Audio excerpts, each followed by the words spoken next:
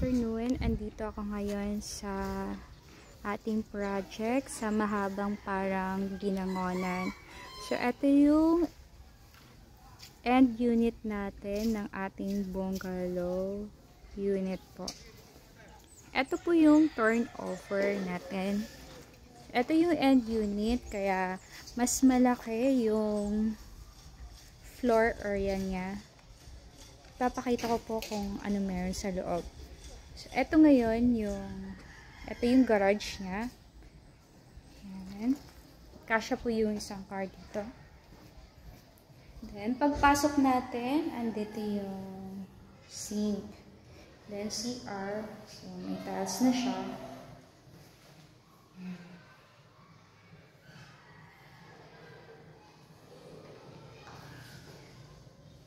Ito naman yung part na living area and then provision po ng bedroom. So, ito yung ceiling.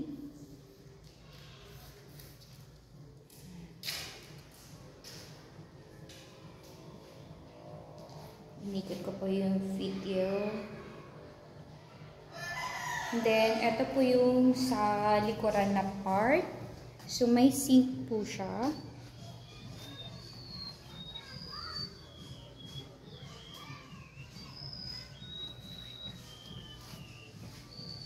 Ito, malaki po yung sa likuran na part kasi end unit po yung pinasok ko. And then, ipapakita ko rin po yung inner unit ng ating bungalow. So, lipat tayo sa kabilang unit. Yan yung pinasok natin kanina. So, ito naman yung ating inner unit.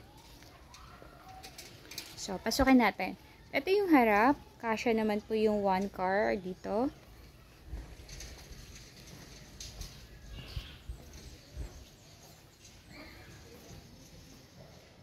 So, pagpasok, ito yung sink. And then, yung CR. At ito yung provision ng living area, dining area, and for bedroom. Yung ceiling natin is same. So, inikot ko yung camera natin.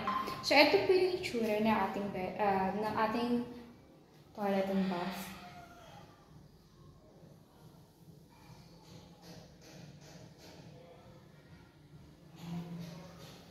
So, lipat tayo sa likuran natin.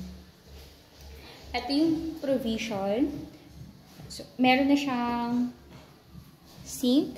So, provision po ito ng ating laundry area. So, ito yung area ng ating likuran sa inner unit.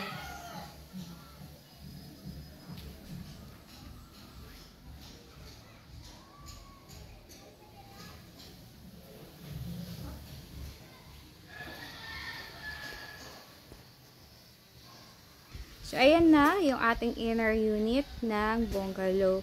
So, lipat naman tayo sa ating townhouse na available. Andito na tayo ngayon sa ating townhouse. Yung townhouse natin, wala pang finish. So, eto naman siya. Papakita ko lang muna. Walang 100% finish. So, tignan natin sa likuran, sa kabilang side na block, kung meron ng tapos. Pasukin natin. Yan yung office site. So, eto yung mga area. So, eto na pala, may pintura na. Meron na rin malapit na matapos na ating townhouse.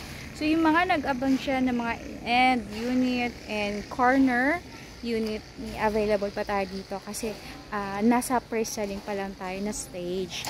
So, pasukin natin itong ating townhouse. So, eto yung front. So, may provision po siya ng carport.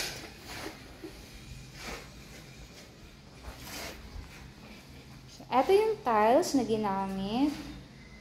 So, ito yung pakyat.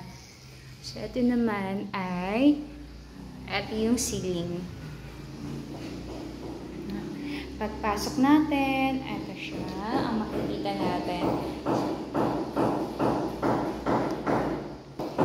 provision ng living area natin. Ito siya, pagpasok. So, sa right side. And then, sliding window. Ito yung stairs. And ito yung sink natin. So, ito naman yung CR. So, nakatiles din siya. So, pakita ko yung likuran kung anong itsura niya. So, dito sa likuran, may sink din po. So, dito sa likod ay open lang po yung sa likuran niya. So, ito yung provision natin for laundry area. Ayan po. Malaki naman po yung area niya. Akyatin natin yung second floor kung ano ang makikita natin dito. So, ganito po kalaki yung second floor natin. Yan. Ito yung provision ng second floor natin.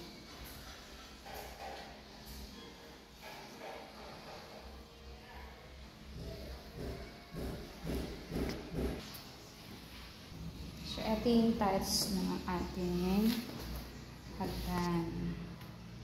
Ayan po, natapos na nating pasukin ang ating townhouse.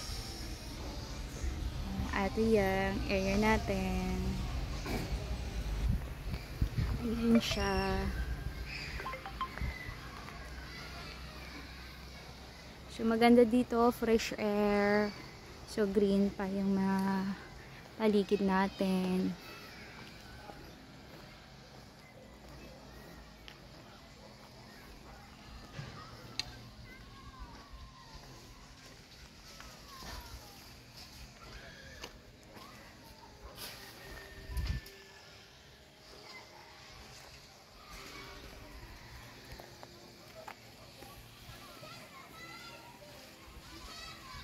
Thank you for watching.